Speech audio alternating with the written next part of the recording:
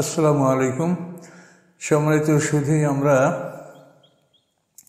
সূরা লোকমান মক্কি এই সূরা থেকে ইনশাআল্লাহ আলোচনা শুরু করব। আউযু বিল্লাহি মিনাশ শাইতানির রাজিম। অভিশপ্ত শয়তান থেকে আল্লাহর আশ্রয় কামনা করছি। বিসমিল্লাহির রহমানির রহিম। রহমান রহিম আল্লাহর নামে শুরু করছি। আলিফ লাম মিম। আয়াত মুতাশাবিহাত। তিলকা আয়াতুল কিতাবুল হাকিম। ওইগুলি বিজ্ঞানময় কিতাবের আয়াত, অর্থাৎ দূরবর্তী ইসমে ইশারা ব্যবহার করেছে তিলকা সম্মানের জন্য। যেমন জালিকাল কিতাব ইসমে ইশারা বাঈদ, দূরবর্তী ইশারা বা ইঙ্গিত ব্যবহার করা হয় এটা সম্মানের জন্য। তো ওগুলি কিতাবের হাকিম অর্থাৎ বিজ্ঞানময় কিতাব, বিজ্ঞানময় আল কোরআন। এই বিজ্ঞানময় আল কোরআনের আয়াত, ভার্স, নিদর্শন। এগুলোকে আয়াত বলা হয়, নিদর্শন বলা এই জন্য যে এর প্রত্যেকটা আয়াতই হলো মুআজিজা, নিদর্শন। মানে এটার সাথে কেউ মোকাবেলা করতে পারে না। একটা ছোট্ট আয়াতের সাথেও কেউ মোকাবেলা করতে পারে না, সমকক্ষ আয়াত নিয়ে আসতে পারে। এই জন্য এগুলিকে আয়াত বলা। আয়াত শব্দের অর্থ নিদর্শন। এবং এই আয়াতগুলি কি? হুদাউ ও রাহমাতাল লিল মুহসিনিন। এগুলি হচ্ছে পথ নির্দেশ এবং রহমত মুহসিনিনদের জন্য, সৎকর্মশীলদের জন্য। যারা সৎকর্মশীল, যারা ভালো কাজ করে তাদের জন্য এই আয়াতগুলি পথ নির্দেশ এবং রহমত। এগুলির মধ্যে মানুষ মনের সন্তুষ্টি লাভ করে, দুনিয়া আখিরাতের কল্যাণ লাভ করে। এগুলি রহমত। কাদের জন্য? মুহসিনিন কারা? মুহসিনের ব্যাখ্যা আল্লাহ বলছেন, মুহসিনিন কারা? আল্লাযীনা ইউকিমুনাস সালাতা, যারা নামাজ প্রতিষ্ঠা করে, ওয়া ইউতুনাজ যাকাত, এবং যারা যাকাত প্রদান করে, ওয়া হুম বিল আখিরাতি ইউকিনুন, এবং তারা পরকালের উপরে দৃঢ় বিশ্বাস করে। মুহসিনিনদের এই তিনটা গুণের কথা এখানে উল্লেখ করা হলো, যে সালাত কায়েম করে, যাকাত আদায় করে এবং পরকালে তারা দৃঢ় বিশ্বাস করে যে পরকাল আছে। তো এই গুণের অধিকারী যারা, তাদের সম্পর্কে আল্লাহ বলেন, উলাইকা আলা হুদাম মির রাব্বিহিম, এই মানুষগুলি রবের পক্ষ থেকে সৎ পথে প্রতিষ্ঠিত রয়েছে। ওয়া উলাইকা হুমুল মুফলিহুন, এবং এই লোকগুলি জয়যুক্ত হবে পরকালে। হাসর ময়দানে, পরীক্ষার মাঠে তারা উত্তীর্ণ হবে। ওয়া মিনান নাসি মান ইয়াশরিহু আল হাদিস, মানুষের মধ্যে এমন মানুষ আছে যারা বাজে কথাগুলি সংগ্রহ করে। যেমন নজর ইবনে হারিস, সে দেশ বিদেশে ব্যবসা বাণিজ্যে যেত এবং সেখান থেকে বিদেশি রাজা বাদশাদের কিস্সা কাহিনী সম্মিলিত নোবেল, নাটক, ইতিহাস এই ধরনের বই নিয়ে আসতো এবং আড্ডা জমাতো, এবং বিদেশ থেকে সে সুন্দর দাসী নিয়ে আসতো নেতাদের মনোরঞ্জনের জন্য, এবং বলতো যে মুহাম্মদ সাল্লাল্লাহু আলাইহি ওয়াসাল্লাম যা বলে এগুলো তো আমিও বলতে পারছি, দেখো আমি এই প্রাচীন ইতিহাস বলছি, তো আমার এখানে আসো। তা আল্লাহ বলেন, মানুষের মধ্যে এমন মানুষ আছে যারা বাজে আলাপ, বাজে কথা, বাজে বাক্য, অসত্য কথা এগুলি খরিদ করে নিয়ে আসে। কেন আসে? লিউদিল্লা আন সাবিলিল্লাহ, যে এগুলির মাধ্যমে তারা আল্লাহর পথ থেকে মানুষকে বিপথে নিয়ে যাবে। মুহাম্মদ সাল্লাল্লাহু আলাইহি ওয়াসাল্লাম মানুষকে আল্লাহর পথে ডাকেন, এই মজলিস ত্যাগ করে যেন তার মজলিসে মানুষ অংশগ্রহণ করে। এই জন্য সে আল্লাহর পথ থেকে মানুষকে বিপথে নিয়ে যাওয়ার জন্য এই কথাগুলি সে সংগ্রহ করে, খরিদ করে। বেগের এলেম, তার কোনো জ্ঞান নাই, সে জানে না যেগুলো অসত্য, মিথ্যের পরিণাম খারাপ।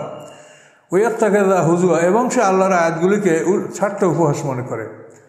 আল্লাহর আয়াতগুলিকে ঠাট্টা উপহাস মনে করে আর বলে যে আমি যেগুলি আছি এগুলি শোনো, এগুলি ভালো। এবং এর সাথে সে গায়ক, গায়িকা, দাস দাসী নিয়ে এসে তাদের দ্বারাও বড় বড় নেতাদের মনোরঞ্জন করার চেষ্টা করত। আল্লাহ বলেন, এই ধরনের কার্যকলাপ যারা করে, উলাইকা লাহুম আযাবুম মুহিন, তাদের জন্য অপমানজনক শাস্তি, ভয়ঙ্কর অপমানজনক শাস্তি তাদের জন্য রয়েছে। ওয়াইযা তুতলা আলাইহি আয়াতুনা ওয়াল্লা মুস্তাকবিরা, যখন তার উপরে, এই নজর ইবনে হারিসকে ইঙ্গিত করে বলা হচ্ছে, তার উপরে যখন আল্লাহর আয়াত পাঠ করা হয়, আমার আয়াতগুলি পাঠ করা হয়, ওয়াল্লা মুস্তাকবিরা, তখন সে অহংকার ভরে ফিরে যায়। কাল্লাম ইয়াসমাহা, মনে হয় যেন সে শোনে নাই। কান্নাফি উজনাইহি অকরা, মনে হয় যেন তার উভয় কানে, মানে যেটাকে বলা হয় কানে যে শুনতে পায় না, বধির। মনে হয় যেন তার উভয় কানে বধিরত্ব চেপে আছে, সে বধির, সে শুনতে পাচ্ছে না। ফাবাশশিরহু বিআযাবিন আলীম, আল্লাহ বলেন তাকে বেদনাদায়ক শাস্তির সুসংবাদ শুনাইয়ে দিন। এটা হলো একটা স্যাটারাইজেশন, মানে সুসংবাদ তো না, তারপর এটা হলো মানে তাকে একটা অভ্যাসমূলক বলা, যে ওকে বেদনাদায়ক শাস্তির সুসংবাদ শোনা। ইন্নাল্লাযীনা আমানু ওয়া আমিলুস সালিহাত, নিশ্চয়ই যারা বিশ্বাস করে, যেগুলি বিশ্বাস করার অর্থাৎ কোরআনের সমস্ত আয়াতগুলি যারা বিশ্বাস করে, ওয়া আমিলুস সালিহাত এবং সৎকর্ম সম্পাদন করে, লাহুম জান্নাতুন নাঈম, তাদের জন্য রয়েছে নেয়ামতে ভরপুর জান্নাত, সমস্ত নেয়ামতে পরিপূর্ণ জান্নাত। আবার জান্নাতুন নাঈম একটা জান্নাতেরও নাম। এই জান্নাতে তারা অবস্থান করবে। খালিদিনা ফিহা, সেখানে তারা অনন্তকাল থাকবে, চিরকাল থাকবে। ওয়াদাল্লাহি হাক্কা, আল্লাহর উপরে এই প্রতিশ্রুতি সত্য। আল্লাহ যে প্রতিশ্রুতি দেন, এই প্রতিশ্রুতি আল্লাহ পালন করেন, এটা সত্য, কোনো সন্দেহ নাই। ও আল আজিজুল হাকিম, আল্লাহ তাআলা পরাক্রমশালী এবং কৌশলী। তিনি শত্রুকে শাস্তি দেওয়ার ক্ষমতা রাখেন আর মোমেনদেরকে ক্ষমা করার কৌশল রাখেন। খালাকাস সামাওয়াতি ওয়াল আরদা বিগাইরি আমাদিন তারাউনাহা, তিনি সৃষ্টি করেছেন আকাশ বেগাইরে আমাদিন তারাউনাহা, তোমরা দেখতে পাচ্ছ যে কোনো স্তম্ভ ছাড়া, দর্শনযোগ্য দেখার মতো কোনো খুঁটি, পিলার, কোনো স্তম্ভ এর উপরে আল্লাহ আকাশকে রাখেন নাই, আমরা কিছুই দেখতে পাচ্ছি না। এই জন্য আল্লাহ বলেন যে খুঁটিবিহীন, স্তম্ভবিহীন, পিলারবিহীন, দর্শনযোগ্য দেখা যায় এরকম কোনো পিলার তোমরা তা দেখতে পাচ্ছ না, যে আল্লাহ তাআলা কোন পিলারের উপরে এই আকাশ স্থাপন করেছেন। এটা আল্লাহর কুদরতে, শূন্যের উপরে আল্লাহ ভাসিয়ে রেখেছেন। উপরেও কোনো রশি দিয়ে এটা ঝুলিয়ে রাখা হয় না, সাসপেন্ডেড করা হয় নাই, আবার নিচেও কোনো পিলারের উপরে এটাকে ভর করা হয় নাই। এবার শূন্য আল্লাহর হুকুমে মহাশূন্যে এগুলি বিরাজমান। ও আল কাফিল আরদের রওয়াসিয়া, এবং পৃথিবীর মধ্যে তিনি পাহাড় স্থাপন করেছেন। এই পৃথিবী প্রচণ্ড বেগে মহাশূন্যে 43,200 মাইল বেগে চলে। এর ফলে পৃথিবীটা ব্যাপকভাবে কাঁপে। কাজে এই কম্পন রোধ করার জন্য আল্লাহ পৃথিবীতে ভারী পাহাড় স্থাপন করেছেন, খুব ওজন, যার ফলে পৃথিবীর মধ্যে আমরা অধিবাসীরা অনুভব করতে পারছি না যে পৃথিবীটা চলছে। আমরা মনে হয় যেন একটা ঠান্ডা একটা মানে স্থিতিশীল একটা বস্তির মধ্যে আমরা অবস্থান করছি, এটা মনে হচ্ছে, অথচ পৃথিবীটা কিন্তু ভীষণ বেগে চলছে। এর কারণ আল্লাহ তাআলা ভারী পাহাড় স্থাপন করে এই পৃথিবীকে এমন করেছেন যে এটা এত জোরে চলে তারপরও নড়ে না। আনতামিদ বিকুম, এই পৃথিবী তোমাদেরকে যেন না কাঁপে, এজন্য আল্লাহ তাআলা পৃথিবীর মধ্যে পাহাড় স্থাপন করছেন। ওয়াবাসসা ফিহা মিন কুল্লি দাব্বা, এবং এই পৃথিবীতে সব ধরনের জীব তিনি বিস্তার করেছেন, সব ধরনের প্রাণী। আপনি মাটিতে, জমিনে, আকাশে, পানিতে, গাছপালায়, সব জায়গায় সব ধরনের প্রাণী তিনি এই পৃথিবীতে সৃষ্টি করেছেন। কত ধরনের, আপনি যদি দেখেন ব্যাঙ, তো কত ধরনের ব্যাঙ দেখতে পাবেন, মাছ, কত ধরনের মাছ দেখতে পাবেন, পোকামাকড়, কত ধরনের সুন্দর সুন্দর পোকা, যে দেখলে মনে হয় যে ধরি, সুন্দর সুন্দর সোনা পোকা, কত সুন্দর সুন্দর পোকা, ঝিঝি পোকা। তো আল্লাহ বলেন এভাবে এই পৃথিবী সৃষ্টি করে তার মধ্যে সব প্রাণী তিনি বিস্তার করেছেন। এবং আনজালনা মিনাস সামাই মা, আল্লাহ বলেন আমি আকাশ থেকে পানি বর্ষণ করেছি। ফাম্বাতনা ফিহা মিন কুল্লি জাওজিন কারীম, এবং এই পৃথিবীতে পানির সাহায্যে আমি সব ধরনের নয়ন অবিরাম, সব ধরনের মানে উপকারী ফলমূল, গাছপালা আমি খাদ্য উৎপন্ন করে থাকি। সব ধরনের কারিম মানে অতি অতি উপকারী, বেশি উপকারী, যেগুলোতে খুব উপকার হয়। আল্লাহ বলেন আকাশ থেকে পানি বর্ষণ করি, এবং পানির মাধ্যমে সব ধরনের ফল মূল, উপকারী বস্তু, ঔষধপত্র, মানে যা কিছু মানুষের জ্বালানি কাঠ, ঔষধপত্র, গৃহ নির্মাণের কাঠ, মানে সব ধরনের যা কিছু দরকার আল্লাহ বলেন বৃষ্টির মাধ্যমে আমি এগুলি সব উৎপন্ন করে থাকি। বৃষ্টির মাধ্যমে সর্বপ্রথমে আল্লাহ তাআলা জমিনে ঘাস এবং নিম্নমানের তরুলতা সৃষ্টি করে পৃথিবীটাকে ঢেকে রাখেন। তো এটার কারণ হলো যে বৃষ্টির সাথে সাথেই যদি পৃথিবীতে এই ঘাস এবং তরুলতা, পশুর খাদ্য এবং নিম্নমানের যে সমস্ত গুল্ম আমরা দেখতে পাচ্ছি, যেগুলির নাম আমরা বলতে পারছি না, এগুলি দ্বারা পৃথিবী ছেয়ে যায়। এই কারণে যে পৃথিবীর যদি এই ঘাস দ্বারা পৃথিবীকে ঢেকে রাখা না হয়, তো পৃথিবীর পলিমাটিটা বৃষ্টি পানিতে কেটে যাবে এবং পৃথিবীর ভারসাম্য নষ্ট হবে। তো এই জন্য মনে হয় যেন মানে আমরা যেরকম পৃথিবী মাটির ক্ষয় রক্ষা করার জন্য তার উপরে পলিথিন বা অন্য কিছু আবরণ দিয়া মাটির ক্ষয় রক্ষা করি, তো আল্লাহ তাআলা বৃষ্টির পানিতে পৃথিবীর উপরিভাগের পলি যাতে ক্ষয় হয়ে এক জায়গার থেকে অন্য জায়গায় চলে না যায়, তা পৃথিবীতে একবারে সমতল না, উঁচু নিচু। তো এই জন্য প্রথমে আল্লাহ তাআলা ঘাস উৎপাদন করেন, ঘাস এবং বিভিন্ন নিম্নমানের গুল্ম ঘাস, পশুর খাদ্য ইত্যাদি, এগুলি মনে হয় যেন আল্লাহ তাআলা একটা মানে পলিথিনের আবরণের মতো আল্লাহ তাআলা করে দিয়েছেন, যার ফলে বৃষ্টির পানিতে পৃথিবীর মাটিটা ক্ষয়প্রাপ্ত না হয় এবং উঁচু জায়গার পলিমাটি নিচেতে চলে না যায়। এই জন্য পৃথিবীর ভারসাম্য রক্ষা করার জন্য আল্লাহ তাআলা এই ধরনের নিম্নমানের গাছপালা এই বৃষ্টির মাধ্যমে প্রথমে এটা সৃষ্টি করেন। এরপরে বড় বড় গাছ, অন্যান্য গাছ, সব গাছপালা, সব ধরনের ফলমূল, ঔষধের গাছপালা, এই সব কিছু আল্লাহ তাআলা বৃষ্টির পানির মাধ্যমেই আল্লাহ তাআলা উৎপাদন করে থাকেন। আল্লাহ এগুলি বলার পরে আমাদেরকে বললেন, দেখেন হাজা খালকুল্লাহ, এ হলো আল্লাহর সৃষ্টি। সব ধরনের প্রাণী, সব ধরনের গাছপালা, সব ধরনের ফলমূল, সব ধরনের ঔষধি গাছপত্র, এগুলি হাজা খালকুল্লাহ।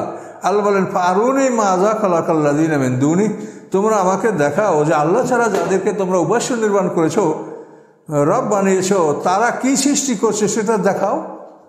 কি দেখাতে পারে বলুন তো? কিছুই সৃষ্টি করতে পারে নাই, বরং তারা নিজেরাই সৃষ্ট, তারা নিজেরাই সৃষ্টি হয়েছে, তাদেরকে সৃষ্টি করা হয়েছে, মানুষ তাদেরকে বানিয়েছে। আল্লাহ বলেন আমাকে দেখাও যে আল্লাহকে ছাড়া তোমরা যাদেরকে রব নির্বাচন করেছো তারা কি সৃষ্টি করেছে, তাদের সৃষ্টিগুলি পৃথক করে দেখাও। আল্লাহ বলেন বালে যালিমুনা ফি দালালিম মুবিন, বরং জালেমরা স্পষ্ট ভ্রান্ত পথে, ভুল পথে রয়েছে। ওয়ালাকাদ আতাইনা লোকমানাল হিকমাতা, নিশ্চয়ই আমি লোকমানকে হিকমত দান করেছিলাম। লোকমান এই ব্যক্তির পরিচয় হলো লোকমান ইবনে বাউর ইবনে নাখুর ইবনে তারাক। ইব্রাহিম আলাইহিস সালামের পিতা হলো আজর বা তারাক, কোরআনের নাম আজর এবং বাইবেলের নাম তারাক। তো এই তারাকের তিন পুত্র, হারান, নাখুর, ইব্রাহিম। হারান হলো বড় আর মেজ হলো নাখুর। এই নাখুরের পোতা হলো লোকমানের। লোকমানের পিতার নাম বাউর, বাউর পিতার নাম নাখুর, অর্থাৎ লোকমান হাকিম হলেন ইব্রাহিম আলাইহিস সালামের মেজ ভাইয়ের পোতা। ইব্রাহিম আলাইহিস সালামের বড় ভাই হারান, এই হারানের পুত্র লুত পয়গম্বর, ইব্রাহিম আলাইহিস সালামের বড় ভাই ছিলেন। আর ছোট হলেন ইব্রাহিম আলাইহিস সালাম, যার বংশ থেকে পৃথিবীতে সমস্ত নবীদের বংশ বিস্তারিত হয়েছে। তো এই লোকমান তিনি একজন জ্ঞানী ব্যক্তি ছিলেন এবং তিনি নবী ছিলেন না। সমস্ত তাফসীর কারকদের মত যে তিনি একজন মহাজ্ঞানী ব্যক্তি ছিলেন, আল্লাহ তাআলা তাকে জ্ঞান দান করেছিলেন, তিনি নবী ছিলেন না। কিন্তু একজন তাফসীর কারক ইকরামা তিনি বলেন যে তিনি নবী ছিলেন, কিন্তু সেটা তার একজনেরই কথা। এছাড়া অন্য সমস্ত তাফসীর কারকরা বলেছেন যে লোকমানকে আল্লাহ তাআলা হিকমত এবং জ্ঞান দান করেছিলেন, তাকে নবুয়ত দান করা হয় না, নবুয়তের তালিকাভুক্ত তিনি নন, তিনি একজন মহাজ্ঞানী। আরবের লোকেরা তাকে চিনত এবং আরবের লোকেরা অনেক সময় বলা বলি করতো যে সব নবীরা তো এক দলের মানুষ, এক কথা বলে, নবীরা ছাড়া আর কেউ এরকম কথা বলে। তখন আর দেখেছি হ্যাঁ তোমাদের মধ্যে এরকম লোক আছে যে এই লোকের বসবাস ছিল মক্কা অঞ্চলে, আরবে, কাজেই সেই লোকমান হাকিম সেও দেখো নবীরা যা বলে ঠিক ওভাবে কথা সেও বলছে তোমাদেরকে, দেখো শোনো তার কথা। তো আল্লাহ তাআলা লোকমানকে মহা জ্ঞান দান করেছিলেন। তো আল্লাহ বলেন ওয়ালাকাদ আতাইনা লোকমানাল হিকমাতা, নিশ্চয়ই আমি লোকমানকে জ্ঞান দান করেছি। হিকমত হলো যে কোনো বিষয়ের চূড়ান্ত জ্ঞান। মানুষের পক্ষে একটা বিষয়ের যতখানি জ্ঞান অর্জন করা সম্ভব ততখানি জ্ঞান অর্জন করতে পারাকে হিকমত বলা হয়, প্রজ্ঞা। এটা হলো উইজডম, মানে অ্যাবভ নলেজ, জ্ঞানের উপরে যেটা, সেটা হলো হিকমত। তো আল্লাহ বলেন আমি লোকমানকে মানে প্রজ্ঞা দিয়েছিলাম। এই হিকমত শব্দটা তো এলেম, আমল এবং কোনো বিষয়ে সঠিক সিদ্ধান্তে উপনীত হওয়া। যার এলেম আছে, এলেম অনুযায়ী তার আমল আছে এবং সে যে কোনো বিষয়ে সঠিক সিদ্ধান্তে উপনীত হতে পারে, এমন ব্যক্তিকে হাকিম বলা হয়। তো আবার চিকিৎসকদেরকেও হাকিম বলা হয়, কিন্তু আসলে প্রকৃত হাকিমের ব্যাখ্যা তাফসীরকারক এটাই বলেছেন যে তার জ্ঞান আছে, আবার জ্ঞানের উপর তার আমল আছে এবং যে কোনো বিষয়ে সে সঠিক সিদ্ধান্ত গ্রহণ করতে সক্ষম, এরকম ব্যক্তিকে হাকিম বলা হয়। তো আল্লাহ বলেন আমি লোকমানকে হিকমত দান করেছিলাম। এবং আমি তাকে বলেছিলাম যে তুমি আল্লাহর কৃতজ্ঞতা জ্ঞাপন করো, আল্লাহর শুকর আদায় করো। অমাইয়াশকুর, এবং যে আল্লাহর শুকর আদায় করে ফাইনামে ইয়াশকুর নাফসি, সে তার নিজের জন্যই শুকুর করে। অমান কাফারা, এবং যে অকৃতজ্ঞ হয় ফাইন আল্লাহ গানিউন হামিদ, নিশ্চয়ই আল্লাহ তাআলা অমুখাপেক্ষী প্রশংসিত। মানে আমরা প্রশংসা করলে আল্লাহর উপকার হয় না, সম্মান বাড়ে না। আর আমরা যদি কৃতজ্ঞতা জ্ঞাপন না করি তাতেও কোনো ক্ষতি আল্লাহর হয় না। আল্লাহ তাআলা মানে তার সে যে গুণ, এগুলি অনন্তকাল থেকে অনাদিকাল থেকে অনন্তকাল পর্যন্ত আল্লাহ তাআলা এই গুণ নিয়েই বিরাজমান। তিনি অমুখাপেক্ষী এবং প্রশংসিত। কাজেই প্রশংসা যদি আমরা করি তো আমাদের উপকার হবে, কিন্তু আল্লাহর উপকার হবে না। প্রশংসা না করলে আমাদের ক্ষতি হবে, আল্লাহর ক্ষতি হবে না। এখন লোকমানের উপদেশ আল্লাহ আমাদেরকে শোনাচ্ছেন। অজকরা লোকমানুল ইবনিহি, স্মরণীয় ঘটনা, যখন লোকমান তার ছেলেকে বলছিল। তো এই লোকমানের ছেলের নাম, দুইটা নাম তাফসীর আছে, আনাম অথবা মাসকাম। তো এই লোকমান হাকিম তার ছেলেকে বলছেন, তিনি তাকে উপদেশ দানকালীন অবস্থায় এই কথাগুলি বলছিলেন। ইয়া বুনাইয়া লা তুশরিক বিল্লাহ, হে বৎস, আল্লাহর সাথে অংশীদার সাব্যস্ত করবে না। আল্লাহর কোনো অংশীদার নাই, আল্লাহ একাই। লাম ইয়ালিদ ওয়া লাম ইউলাদ, তিনি জন্ম দেন নাই কাউকে এবং জন্মগ্রহণ করেন নাই। ওয়ালাম ইয়াকুল লাহু কুফুয়ান আহাদ, তার কোনো সমকক্ষ নাই। কাজেই মানুষের জন্য প্রথম নসিহত হলো শিরক মুক্ত হওয়ার জন্য কথা বলা। তো লোকমান হাকিম তার ছেলেকে বললেন যে, হে বৎস, আল্লাহর উপরে আল্লাহর সাথে শরিক করো না। ইন্না শিরকা লাযুলমুন আযীম, নিশ্চয়ই শিরক হচ্ছে সবচাইতে বড় জুলুম। সমস্ত পাপগুলাই জুলুম, অর্থাৎ পাপের শাস্তি আছে। এই শাস্তিটা যে পাপ করবে তার উপরে শাস্তিটা আপতিত হবে। এই জন্য প্রত্যেকটা পাপই হচ্ছে অত্যাচার। এর মধ্যে শিরক হচ্ছে সবচাইতে বড় জুলুম। ইন্না শিরকা লাযুলমুন আযীম, শিরক হচ্ছে সবচাইতে বড় অত্যাচার। তার কারণ এই মহাবিশ্বের মহামালিক একমাত্র আল্লাহ, তার কোনো অংশীদার নাই। কিন্তু সেই আল্লাহর অংশীদার সাব্যস্ত করা, এটা সবচাইতে বড় অপরাধ। এবং এই অপরাধ আল্লাহ ক্ষমা করবেন না। এই অপরাধ নিয়ে কারো মৃত্যু হলে আল্লাহ তাআলা তাকে কোনোদিন জান্নাত দেবেন না। শিরকের পরে আল্লাহ কি বলছেন? লোকমান হাকিম এই ওসিয়াতগুলি তার ছেলেকে করতেছিল। ও ওয়াসাইনাল ইনসানা বিওয়ালিদাইহি, আল্লাহ বলেন, আমি মানুষকে তার পিতামাতার ব্যাপারে আমি তাদেরকে আদেশ দিয়েছি যে পিতামাতার সাথে সদ্ব্যবহার করতে হবে। এই আদেশ আল্লাহ বলেন আমি দিয়েছি। কেন? হামালাত উম্মু ওহানান আলা ওহানান, তার মা তাকে কষ্টের পরে কষ্ট সহ্য করে তাকে বহন করেছে। ভ্রূণ যখন মাতৃগর্ভে স্থান নেয় তখন সেটা এতই সূক্ষ্ম থাকে যে অনুবক্ষণ যন্ত্রটা দেখা যায় না। এই ভ্রূণ আস্তে আস্তে বাড়তে থাকে।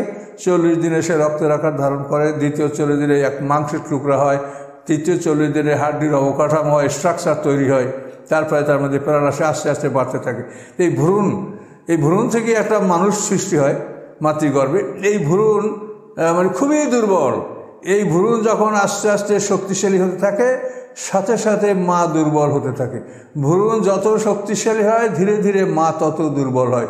ভ্রূণও শক্তিশালী হলে ভ্রূণের ওজন বাড়ে, তার খাদ্যের চাহিদা বাড়ে, তার গতিবিধি বাড়ে। এই জন্য ভ্রূণ যতই মাতৃগর্ভে বৃদ্ধি লাভ করে ততই মাতৃগর্ভে মায়ের কষ্টটা বাড়ে। এই জন্য আল্লাহ বলছেন যে মা তাকে কষ্টের পরে কষ্ট সহ্য করে তাকে বহন করছে।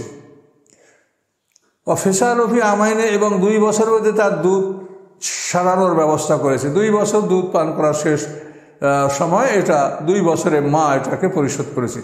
কোনো বাচ্চা যদি 2 বছরের বেশি দুধ জোর করে খেতেই চায় তো একটু যে একবারে গুণে কবিরা হবে না, তবে এটা শিশু বা মা এটার জন্য এর মধ্যে কিছু না কিছু ক্ষতিকর আছে, যেহেতু আল্লাহ 2 বছর সময় নির্ধারণ করে দিয়েছেন।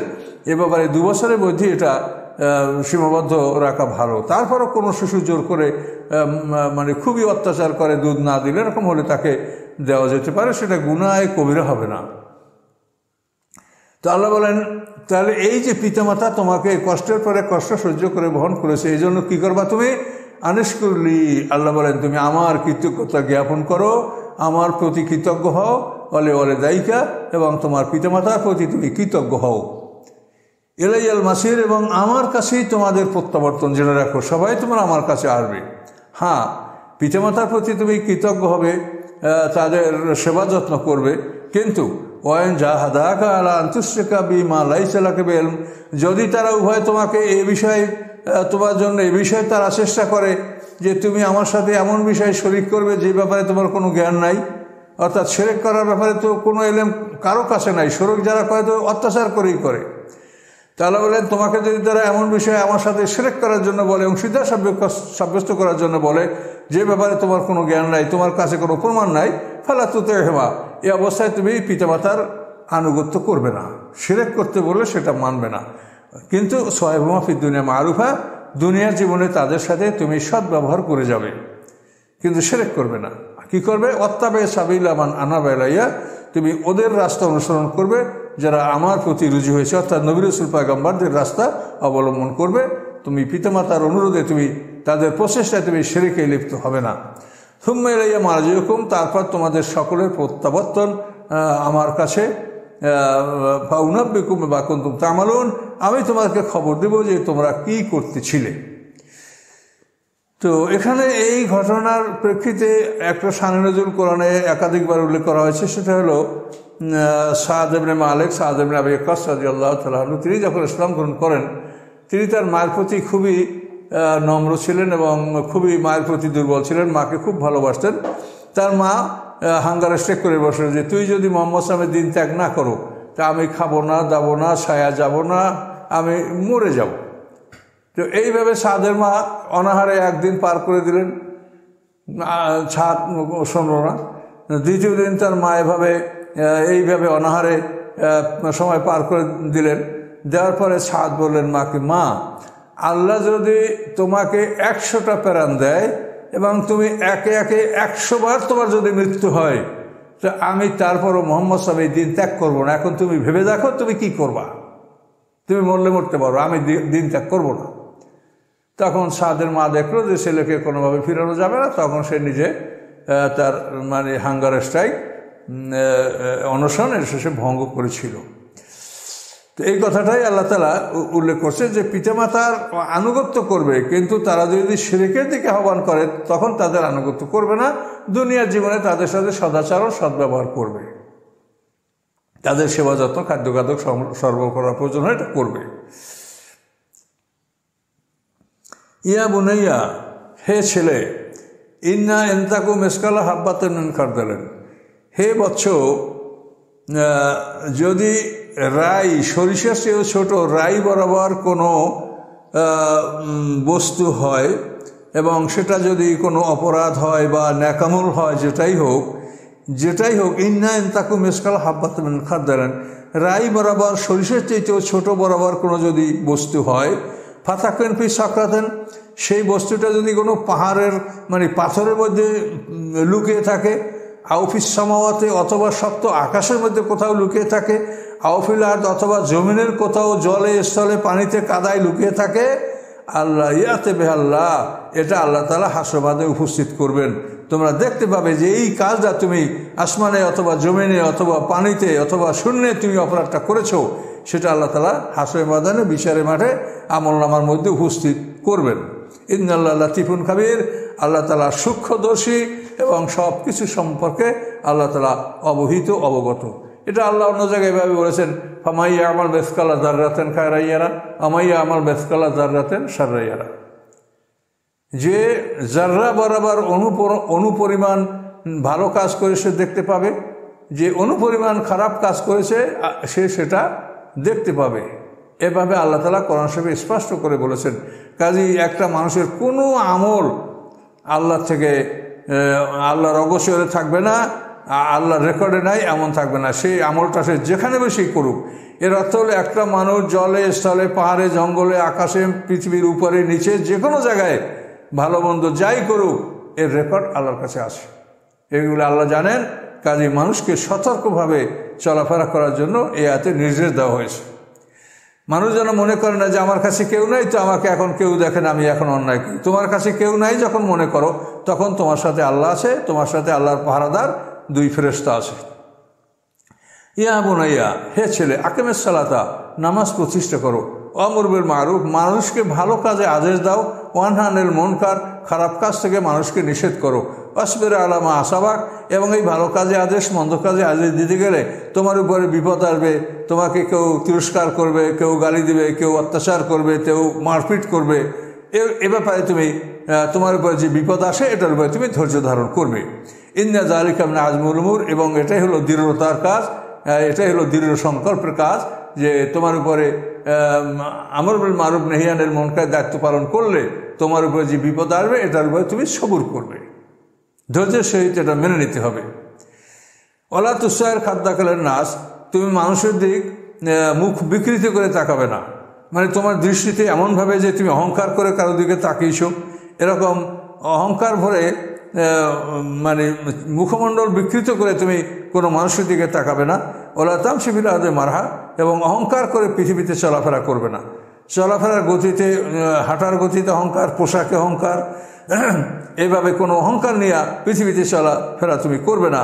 ইন্নাল্লাহু লা ইউহিব্বু কুল্লা মুখতালিন ফাকুর, নিশ্চয়ই আল্লাহ তাআলা সব প্রদর্শনকারী, অহংকারী, যারা নিজেকে প্রদর্শন করতে চায়, অহংকার করতে চায় কারণের মতো, আল্লাহ এদেরকে পছন্দ করেন না।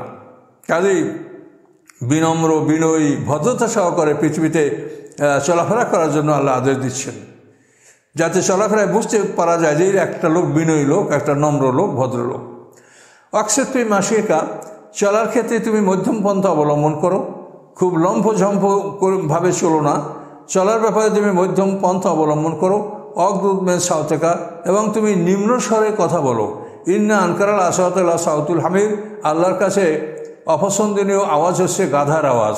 তো গাধার ডাকটা এটা বড়, এই গাধার ডাক, কাজেই আল্লাহ এখানে বুঝেছেন যে উচ্চস্বরের কারণে মানুষের কোনো সম্মান ইজ্জত বাড়ে না, উচ্চস্বরে কথা বলা ভদ্রতা নয়। এবং বিশেষ করে আল্লাহকে স্মরণ, আল্লাহকে জেকের, এইসব ব্যাপারে যেন কখনোই উচ্চস্বরে না বলা হয়। তার কারণ পয়গম্বরদের দোয়া মোনাজাতগুলি আমরা কোরআনে পাচ্ছি, এই যে নাদা রব্বা ও নেদান খাফিয়া, রবকে চুপি চুপি ডেকেছে। ওয়াজকুর রব্বাক ফি নাফসিকা তাদাররুআন খাফিয়া, তুমি তোমার অন্তরে আল্লাহকে, তোমার মনের মধ্যে আল্লাহকে কাদো কাদো অবস্থায় চুপি চুপি ডাকো। এসব আদেশ আল্লাহ তাআলা কোরআনে দিয়েছেন।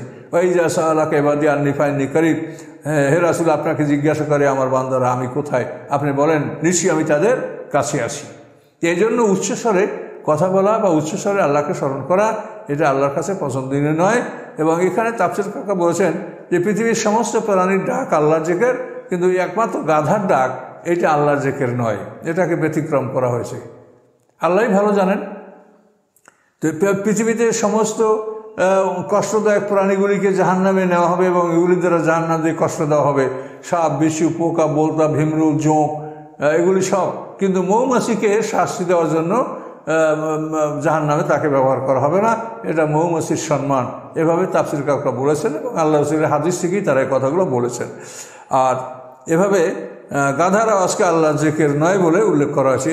এর দ্বারা আমাদেরকে বোঝানো হয়েছে যে আমরা যেন অতি উচ্চস্বরে কথা না বলি। প্রয়োজনে যতটুকু উচ্চস্বরে কথা বললে একজন শুনতে পাবে, বুঝতে পারবে, এভাবেই বলা উচিত। কখনোই আল্লাহ তাআলা উচ্চস্বরে জিকির বা কথাবার্তা পছন্দ করেন না।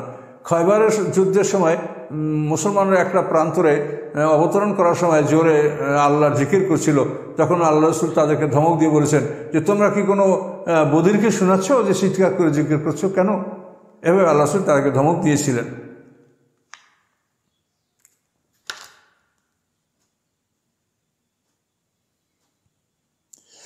আলাম তারা আন্নাল্লাহ সাখখারা লাকুম মা ফিস সামাওয়াতি ওয়া মা ফিল আরদ। আল্লাহ রাব্বুল আলামিন বলেন, তারা কি দেখে না বা তোমরা কি দেখো না যে নিশ্চয়ই আল্লাহ তাআলা ঝুলন্ত অবস্থায় রেখেছেন মাফিস সামাওয়াতি ওয়া মা ফিল আরদ। সব কিছু তোমাদের জন্য সাক্ষারা মানে তাসখির মানে অনুগত করা, সব তোমাদের বাধ্য, কোনোটাই তোমাদের বিপক্ষে না। সবাই তোমাকে সম্মান করে, সবাই তোমাকে ভয় করে। তোমরা এই আকাশ পৃথিবীকে যেমন ইচ্ছে তেমন ব্যবহার করো। কখনো তোমরা পৃথিবী খনন করে পানির জন্য পুকুর খনন করো, আবার কখনো মাটি কেটে তোমরা রাস্তা তৈরি করো, তোমরা বাড়িঘর তৈরি করো, যা করো তাই করো। এই আকাশ পৃথিবীর সব কিছু তোমাদের অনুগত করে দেওয়া হয়েছে। সাখখারা লাকুম মা ফিস সামাওয়াতি ওয়া মা ফিল আরদ। আকাশ পৃথিবীর মধ্যে যা আছে তোমরা তার এই গাছপালা কাটো, পাহাড় কাটো, তাতে গাছপালা তোমাদের বিরুদ্ধে অভিযোগ করে না বা তোমাদেরকে মারে না, তোমাদের বিরোধিতা করে না। সব কিছুই আল্লাহ তাআলা বলেন যে তোমরা কি দেখো না যে আকাশ পৃথিবীতে যা কিছু আছে এগুলি সব তোমাদের জন্য আল্লাহ তাআলা অনুগত করে দিয়েছেন, সাবসার্ভেন্ট করে দিয়েছেন, তাবে করে দিয়েছেন। ও আসবাগা আলাইকুম নিয়ামাহু যাহিরাতাও ওয়া বাতিনা, এবং তার নেয়ামত তিনি পরিপূর্ণ করে দিয়েছেন তোমাদের উপরে, প্রকাশ্যে দৃশ্যমান এবং অদৃশ্যমান। প্রকাশ্যে নেয়ামত হলো একটা মানুষের সুন্দর একটা দেহ দান করা হয়েছে, আর বাতিনি নেয়ামত হলো এই দেহের মধ্যে শক্তি দান করা হয়েছে। দেহের মধ্যে শক্তি, জ্ঞান, মানে এগুলি দান করা, এটা হলো বাতিনি নেয়ামত। আর প্রকাশ্য দেহটা এটা হলো জাহিরি নেয়ামত। এভাবে যেগুলি দেখা যায়, যেগুলি দেখা যায় না, সব ধরনের নেয়ামত আল্লাহ তাআলা তোমাদেরকে পরিপূর্ণভাবে আল্লাহ তাআলা দান করেছেন। বাতিনি নেয়ামত তোমাদের আমলের জন্য যে আল্লাহ তাআলা জান্নাত দান করবেন, এটাও একটা বাতিনি নেয়ামত। কাজে এই জন্য মানে মানুষের সব ধরনের নেয়ামত প্রকাশ্যে এবং অপরে দেখা যায়, যা দেখা যায় না, সব নেয়ামত আল্লাহ তাআলা মানুষকে দান করেছেন। অনেকের কান আছে, শুনতে পায় না, তাহলে তাকে বাতিনি নিয়ামত দেওয়া হয় নাই। অনেকের চোখ আছে, মনে হয় তাকিয়ে আছে কিন্তু দেখতে পায় না, তাকে বাতিনি নিয়ামত দেওয়া হয় না, জাহিরি নিয়ামত দেওয়া হয়েছে। এই জন্য মানে যেগুলি দেখা যায়, যেগুলি দেখা যায় না, মানুষের শক্তিটা দেখা যায় না, এরা ভিতরে বাতিনি নিয়ামত। এই নিয়ামত আল্লাহ তাআলা আমাদেরকে সম্পূর্ণ রূপে দান করেছেন। অমেনান্না আছে মাই জাদুল ফিল্লা বিগাইরি ইলম ওয়ালা হুদা ওয়ালা কিতাবিম মুনির। মানুষের মধ্যে এমন মানুষ আছে, যেমন নজর ইবনে হারিস এবং তার সমকক্ষ এই ধরনের যারা বড় বড় কাফের নেতা, তো মাই জাদুল ফিল্লাহ, যারা আল্লাহর ব্যাপারে তর্ক লিপ্ত হয়, বিগাইরি ইলম, কোনো জ্ঞান ছাড়াই এই তর্কে লিপ্ত হওয়ার জন্য তাদের পক্ষে কোনো আসমানি কিতাবের জ্ঞান নাই, এমন অবস্থায় তারা আল্লাহর বিষয়ে তর্কে লিপ্ত হয়। ওলা হুদা, তাদের কাছে কোনো পথ নির্দেশ নাই। ওলা কেতাবে মুনির, তাদের কাছে কোনো আলোক প্রদানকারী কেতাব নাই। এগুলি ছাড়াই তারা মৌখিকভাবে, কাল্পনিকভাবে মনে যা বলে তাই আল্লাহর বিরুদ্ধে তারা এই কথাগুলি নিয়ে তর্কে বিতর্কে লিপ্ত হয়। কাজেই তাদের অনুকরণ যেন করা না হয়, কাজেই প্রত্যেকটা কথা দলিল সহ গ্রহণ করতে হবে। আল্লাহ তাআলা কোরআন পাকে প্রত্যেকটা কথা লিখিতভাবে আমাদের কাছে পেশ করেছেন। ওয়াইজা কিলাম ইত্তাবিউ মা আনজালাল্লাহু, যখন তাদেরকে বলা হয় যে ইত্তাবিউ মা আনজালাল্লাহু, আল্লাহ যা অবতীর্ণ করেছে আসমানি কিতাব, এর উপরে তোমরা অনুকরণ করো, এই কিতাবগুলি তোমরা মানো, এই কিতাবের আদেশ শেষ তোমরা মেনে নাও। তো কালু, তখন তারা বলে বাল নাত্তাবিউ মা ওয়াজাদনা আলাইহি আবানা, আমরা ওগুলির অনুকরণ করব যার উপরে আমরা আমাদের বাপদাদাকে পেয়েছি। আমাদের বাপদাদা মূর্তি পূজা করতো, এই মূর্তিগুলো আমরা তাদের থেকে লাভ করেছি, তারা এগুলো বানিয়ে রাখছে, কাজে আমরা এগুলো অনুকরণ করব। আল্লাহ বলেন আলাউ কানা শাইতানু ইয়াদুম আলা আযাবিস সাঈর, যদিও শয়তান তাদেরকে জ্বলন্ত আগুনের দিকে ডাকে, তবুও কি তারা সেই বাপদাদার পথে চলবে? তারা কি আল্লাহর হেদায়েত গ্রহণ করবে না?